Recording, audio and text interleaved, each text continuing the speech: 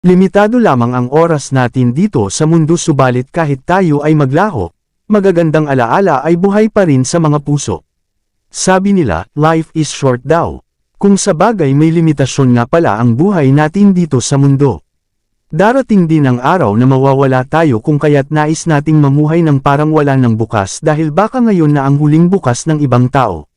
Pero para sa akin, hindi naman talaga buhay ang maiksi kung hindi ang oras.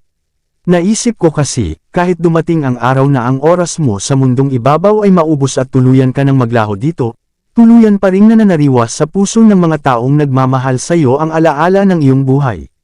Mga alaalang naging dahilan upang mapatunayang noong nabubuhay ka pa ay nagkaroon ka ng halaga. Halaga na nagbunga ng malalim na samahan. At ang samahang kahit magkahiwalayan ay nananatiling matatag.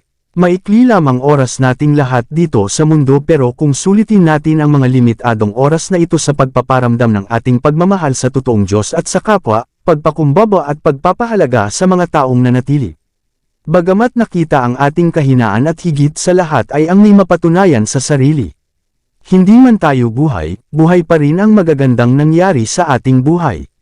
Dahil kahit maglaho tayo dito, lahat ng iyon ay nananatiling buhay sa mga puso at alaala ng mga taong nagmamahal sa atin.